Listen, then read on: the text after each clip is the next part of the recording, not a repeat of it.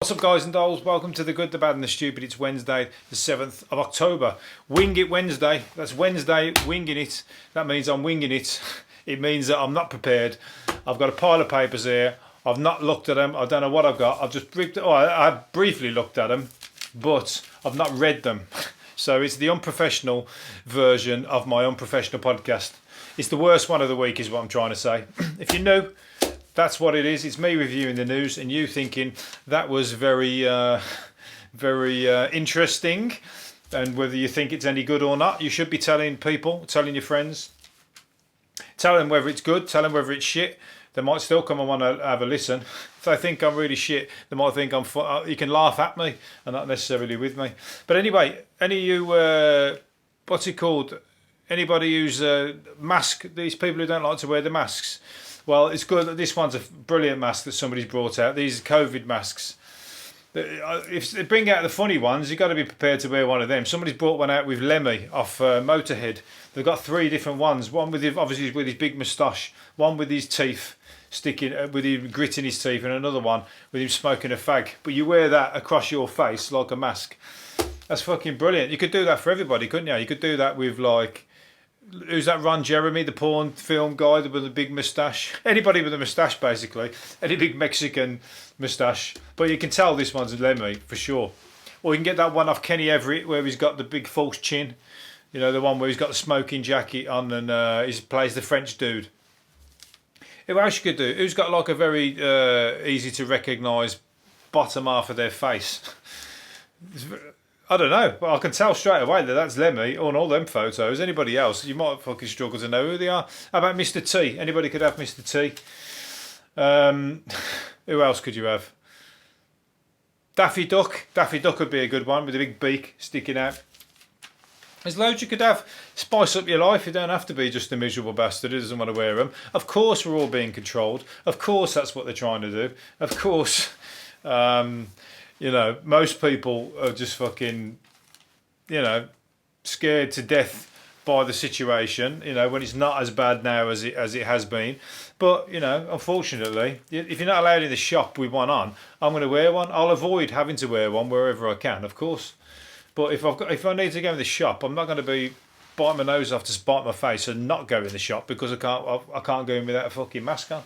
So get yourself a Lemmy mask. Get yourself a Hulk Hogan mask. There's another good one. Any of the wrestlers, they'll all pass. Who else? There's got to be another one with a big funky moustache. Dr. Hook. Remember that band from the 70s? Dr. Hook. Any of them. They'd all look good. But Hulk Hogan's got a good one, hasn't he? He's got that proper fucking the handlebar moustache that loads of people on my council estate had that when I was growing up. All the dads who wanted to look hard, they all had that big wrestler's moustache, and they'd walk round. They're skinny, but they'd walk round swinging their arms like they fucking got beach balls under their arms, and they'd walk round the council estate like that, as if they're rough and ready for a fight. Basically, they're only going out to get a newspaper, but they look like they're fucking ready to have a fight with anybody that crosses them. And that's what it's like in the council. You got to look like you can protect, because probably if you didn't do that, you might get mugged. So, you know, you kind of have to survive, and that's survival on the council estate. The Wild West Midlands, that's what it is. Laughter is the window into the soul of a relationship.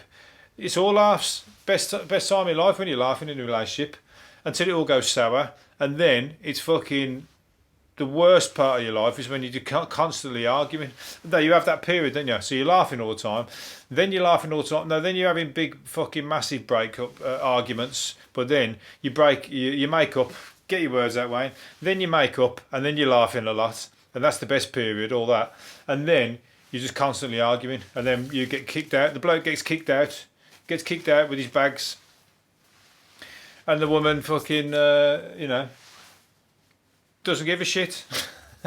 That's the way that works. But anyway, laughter is the key to anything. You make anybody laugh. That's like a key defence mechanism on the council estates as well. If you're not hard, you've got to be funny, because if someone's coming up to you and they're fucking hard and they're coming onto you and they're going to have it off with you, I don't mean have it off as in sexually, but they're going to kick a fight off with you. You've got to tell them a joke. You've got to make them laugh. All of a sudden they're your mate, and you've saved yourself a kicking. and they'll go on to somebody else. But I was going to say, Rishi Sunak is getting called a twat and all sorts of other things by musicians, and people are saying he's out of order for coming out and saying that musicians or nobody in this crisis can be picky about where they earn their money. Anybody, if they have to go and retrain in a different job, and suggesting musicians should do the same. And musicians should stop being musicians and go and get a job working for fucking Amazon or an Uber driver or whatever, stacking shelves at Tesco's. Can you believe it? Can you fucking honestly see some up and coming rock star who's like, you know, imagine Lemmy. He's up and coming and he's like fucking in his 20s. He's fucking writing some bang on tunes. All of a sudden, no concerts can go on, no music, can't bring any money in. And you tell him he's got to go and work at fucking Tesco's stacking shelves, throwing toilet rolls on the shelves so all the fucking idiots can come and take them off as he's throwing them on. I tell you what, he'd fucking stick a toilet roll round somebody's neck and set fire to it. That's what he'd do. He wouldn't want to do it. You're better off just fucking going, living in a squat, write your songs, play your songs, just get him ready, living in a squat, rob supermarkets. Rob the supermarket, the big supermarket, shoplift, do all that, get by, and then, or stick it online and do it that way, just get fucking people interested in you. Don't go and get a fucking job at Tesco's, don't go and work at Uber. You couldn't say that to the Beatles, to the fucking Rolling Stones, to any of those kind of people. We'd have no culture. If you do this to people, we'll have no bands coming out in the next year, 2 years or whatever. They'll all just fuck it all off and go off to do, they'll have to go and get a proper job, and the dream will die. So give them some money, you fucking arsehole. Or do something for the arts so that they've got a place where they can go and get some money from. I can't complain. I've had, self-employed help and all that kind of stuff. But you got to help everybody. But unfortunately, there's people, you got to stop people profiteering off the crisis, and the government profiteer instead of them, and give that money to us. Give the money to the musicians. I'm going to become a musician now. I'm learning to play the guitar, so I want some of that money as well. That's my. That was my. I was setting myself up there to be a part of the grant when it comes around. But we didn't have Blur, Oasis, all that year. Whenever they all come out at the same time. Blur, Oasis, Pulp. Who else was there? There's fucking loads, weren't they? And then you just all of a sudden, none of them will come out because they've all had to go and work in a shit job. Anyway, let's move on. That's my pick. And then you got these people like McFly who have made it. People like McFly should be working at the supermarket, Tesco's, and not making music. And they've made it, but I want them to go back and get a proper job because I don't like their music. But they're saying, and they've even said they're reunited as McFly. They've been McFly, then they were Busted when they went halves with Busted. Two bands merged together, realised they didn't have enough fans left over between them, so they had to merge together to create a concert, and they called themselves McBusted, which sounds like one of the fucking shittest burgers you could ever eat, of course. But then now they're back to McFly. I don't know whether they think they've got some fans again, but they said they don't care if they never have another hit. We're just happy to be whole again. Well, good on you. Well, at the end of the day, the musicians, they're good. Anybody's can make money playing music. It's good, it's just not my kind of music, I will say. So as long as they don't play it in front of me, I'm going to let them slide. If you're a McFly fan, then go for it, but surely they've all grown up by now. They were all teeny boppers, weren't they? You got to grow out of that and gone on to some better music by now. Barry White, I've got a picture of Barry right in front of me here. And fucking, what about... Nobody's brought them up on music like James Brown and Curtis Mayfield and Marvin Gaye and fucking Bill Withers and Al Green and, all that kind of music. That's why they come out with fucking shit pop songs. They've got all the instruments, they've got all the skill, but they ain't got the fucking, it's like all the gear and no idea, innit? You got to bring him up on... You can't grow up listening to your equivalent of what your music is growing up, like, I don't know, some of the shit pop songs from the 80s, Deeply Dippy and all that, and all of a sudden you're just going to start writing songs like that. Okay, they make hits, but it ain't fucking, it ain't no legacy, is it? Who am I? I'll do this podcast, nobody even listens to this. I'm getting on my high horse here, I think. My voice is getting deep. Have you noticed it's getting croaky? Because I forgot to line my throat before I started doing this podcast and do my throat exercises, my thespian exercises. I don't do them really. That's what you're meant to do when you go on the stage. When you go on the stage, you're meant to do, warm your throat up and do like these tongue twisters. You do a load of tongue twisters to get your mouth going so you don't fuck up your words when you're on the stage. Anyway, so I'm getting a deep voice, and deep voices are most likely to cheat.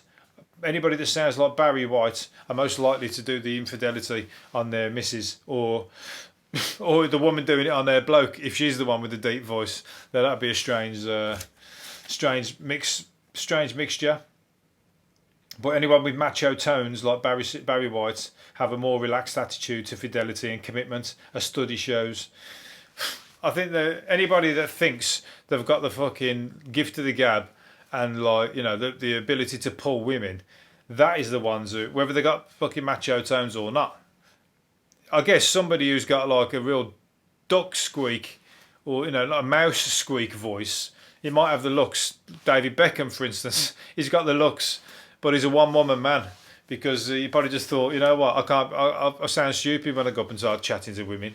That I walk over and they're all like get swooning and they're all starting to go, yeah, look, he's coming over, he's gorgeous, can't wait. All of a sudden he starts talking in like a squeaky voice, and it turns him straight off, doesn't it? So if he was to hit him with a Barry White voice straight away, you're in. It's a done deal. So I can kind of get it, but it's just down to confidence, really. It's not down to your voice. It's down to whether you've got any insecurities about yourself. Anyway, actor John Chalice is John Chalice, Boise, out of Only Fools and Horses. If you haven't watched Only Fools and Horses, get your fucking get your TV on or get your internet on and get Only Fools and Horses up. I'm speaking to people from different countries here, obviously, because everybody in England knows exactly what it is. It's hilarious. But anyway, the actor who used to play Boise in it, he's just received his royalty payment for being in Heartbeat once. He did what did he do? He was he did a walk-on part in an old episode of the Yorkshire drama, or he did a small part, should I say. And he just had his royalty fees come through. Years ago this was, so he must have built up like plenty of, you think you're going to be worthy of a bit of money. He got paid 9 pence. That's what he had come through the door in a cheque, 9 pence. He says, I've just got a royalty payment for Heartbeat, 9 pence. The drinks are on me. I won't change. You ain't got to change with that, are you? And that's like coming from Boise as well, who was like, Mr. Moneybags in Only Fools and Horses. He had all the money. So it's like hilarious, that is. It's not even worth giving it, is it? They might have just said, do you want this 9 pence? We've got 9 pence for you. Do you want it? You don't really want us to send you a cheque out for that, do you? Do you want us to just throw it in the bin? It's an insult to send somebody 9 pence. I'm sorry.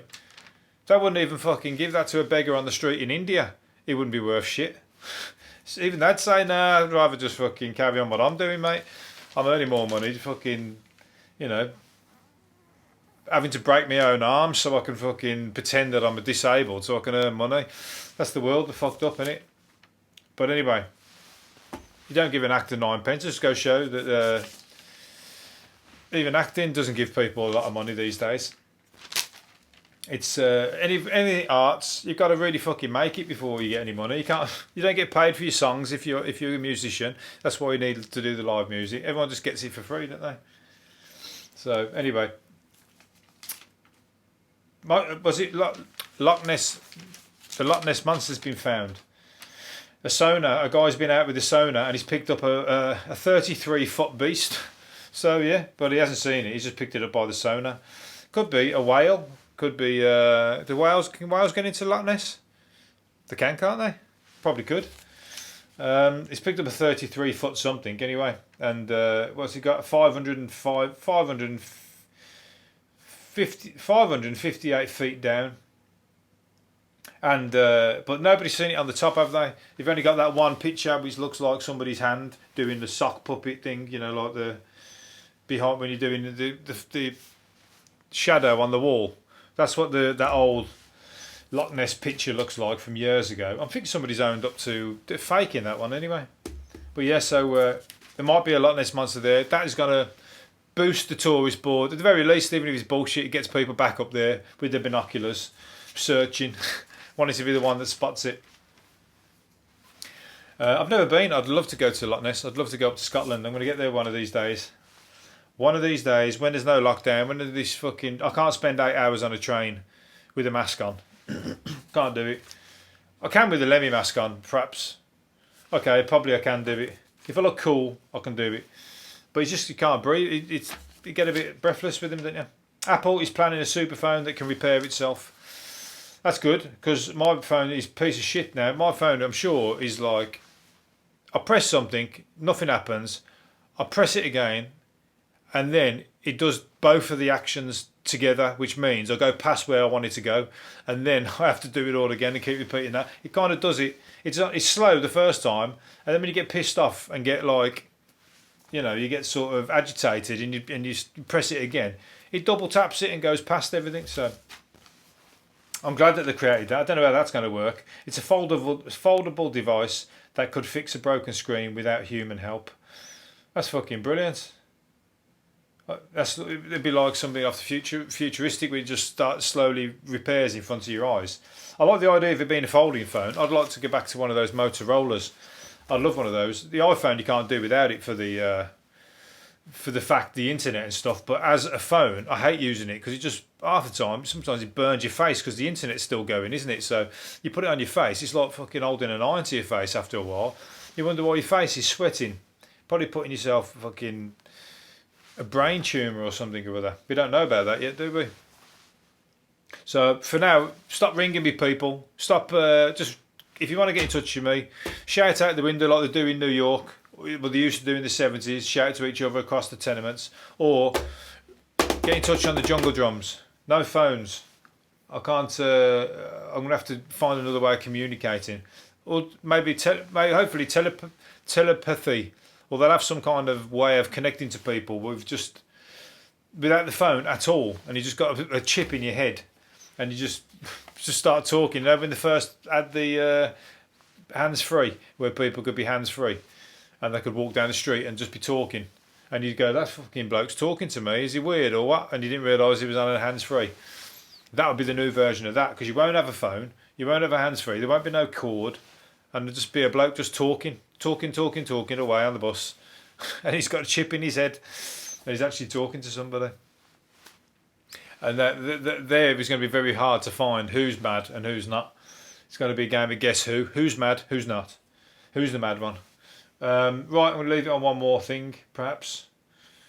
Scientists have found 24 more planets that could be more habitable than Earth.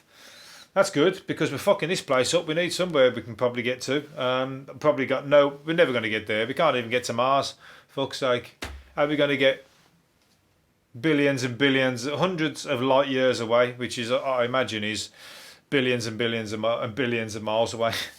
So it's a shame, because we're going to find it. We're going to look, we're going to zoom in and see these people having this idyllic life. You know, all the animals, all the people, all living together like we once was on this planet. All having a great time, and we're all going to be choking. Have you seen some of these cartoons that people have made that show the world, how we're destroying the world? And like, there's a great one somebody's done where they've replaced the animals with people and the people with animals. So it's the people that are becoming extinct. It's the people that are dying in their environments, and it's the animals that are driving digger trucks and digging holes and smashing things up and ruining stuff. And like, it's a great like flip on what the situation really is, because when you're looking at these animals doing these cute little animals, you're thinking what bastards they are, but really we're the bastards. Clever. That's the clue. That's the moral of the story, should I say. Right, that was the last one. I'm gonna leave it there. Hopefully you've enjoyed it, and I'll do another one tomorrow. See you later. Bye.